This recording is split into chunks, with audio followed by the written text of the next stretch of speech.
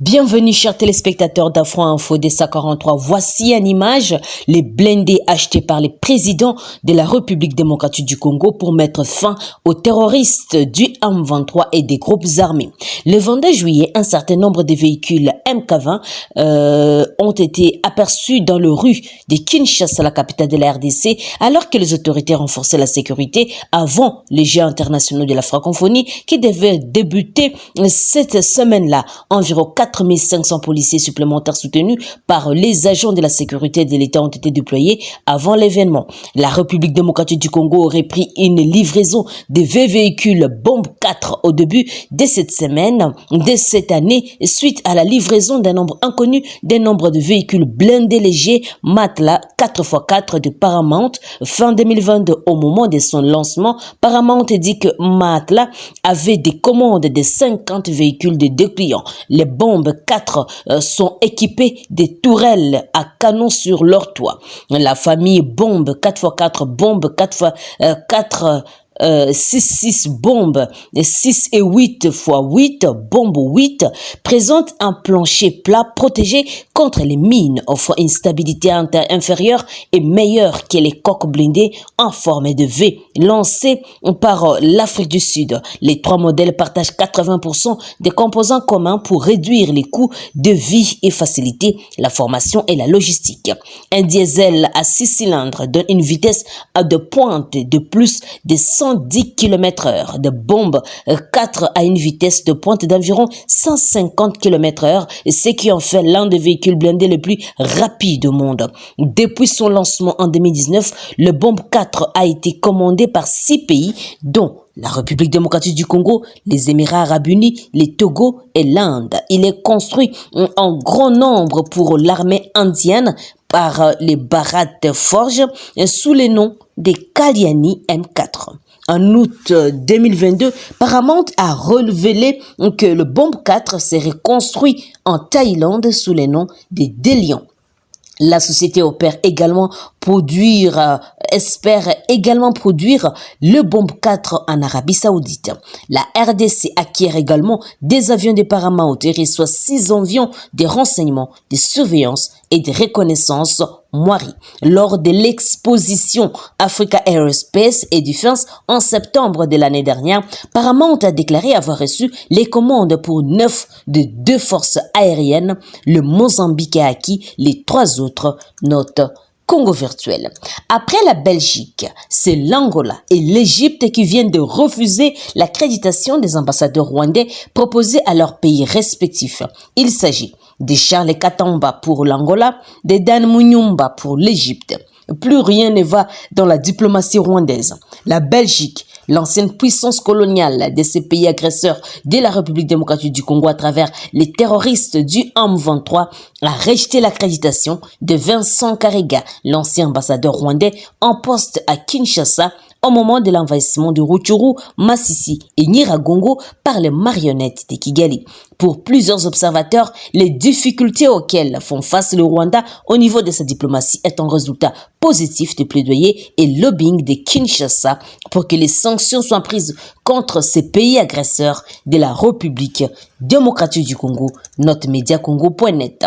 La mission de l'Organisation des Nations Unies pour la stabilisation du Congo, MONUSCO, a annoncé lors d'un déjeuner de presse tenu le mardi 8 août son prochain départ de la République démocratique du Congo. Les résultats de l'amélioration progressive de la situation sécuritaire dans l'est du pays, en particulier à Beni. Le chef du bureau de la MONUSCO, Beni Lubero, a expliqué que cette amélioration a conduit à la fermeture de nombreux bureaux de la MONUSCO à travers les pays, ne laissant plus que 5 bureaux actifs, notamment à Uvira, à Bukavu, à Goma, à Beni et Bunia. Il a ainsi considéré que cette réduction était un signe précurseur du départ définitif de la MONUSCO de la RDC. Et cette situation et cette décision également s'inscrit dans le contexte des efforts déployés par les autorités congolaises pour atteindre une paix durable dans la région. Actuellement, la MONUSCO se trouve dans une phase de transition visant à la fermeture des derniers bureaux restants. Et cette transition est réalisée en collaboration avec tous les partenaires afin d'éviter toute vacances sécuritaires selon les chefs de bureau. Depuis plusieurs années, la population congolaise, et en particulier celle des provinces du Nord Kivu et de l'Ituri, réclame sans condition les départs des casques bleus de la MONUSCO du territoire congolais, les accusant d'incompétence. Cette fois, confirmation de départ de la MONUSCO soulève des questions sur les mesures qui seront prises pour assurer la stabilité et la sécurité dans la région à l'avenir, écrit Congo Rassure. Autre nouvelle, 2 présumés kidnappeurs d'enfants ont été arrêtés par la police nationale congolaise le 7 août dernier à Kabinda, chef-lieu de la province de Lomami. Et ces derniers ont été présentés au vice-gouverneur de province le mardi 8 août au gouvernorat de province. Et selon la police, il s'agit d'un prétendu prophète répondant au nom de Lydia et de 2 garçons mineurs d'âge qui ont été pris la main dans les sacs dans la ville de Kabinda. Elle précise que ces 3 personnes ont réussi à enlever un enfant de 7 ans et l'ont caché vivant durant plus de 6 heures dans le bourbier au cimetière de Bunduki dans la commune de Mudingai. C'est après les recherches approfondies par les membres de sa famille et les éléments de la police que l'enfant a été retrouvé enfoui dans ce bourbier déjà dans un état d'inconscience suite aux effets d'anesthésie qui lui a été administré par ces hors-la-loi. Ces prophètes, selon notre source, s'étaient déguisés en un visiteur en provenance de Sankourou et accueillis avec hospitalité par la famille de la victime. C'est après seulement 2 jours d'hébergement dans cette famille qu'il s'est transformé en un vieux loup. C'est après les enquêtes que les 2 garçons ayant facilité les pseudo-prophètes à opérer cet enlèvement ont été arrêtés. Les 2 présumés malfaiteurs, Aselo Longodi et Bokotokto Daniel, seront jugés en flagrance par le parquet des grandes instances de Kabinda. Et bien que les commanditaires principaux n'aient pas encore retrouvé, les services de sécurité continuent à mener des enquêtes pour le retrouver et la vie de l'enfant n'est pas à craindre, écrit Actu30.cd. Terminons par cette nouvelle.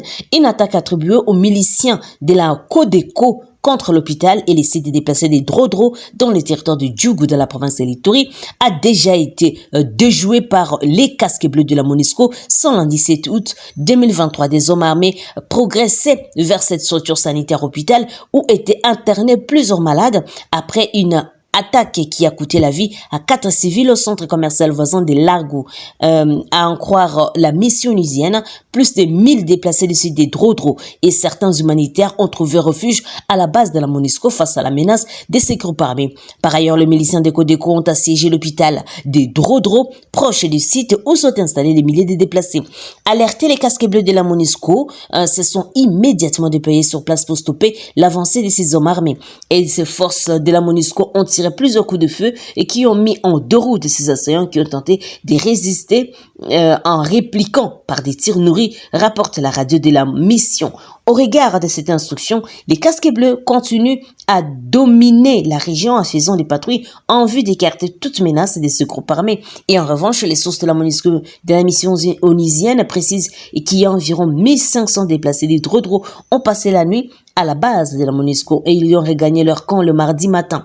Certains humanitaires qui travaillent dans la zone ont également trouvé refuge au camp de la MONUSCO.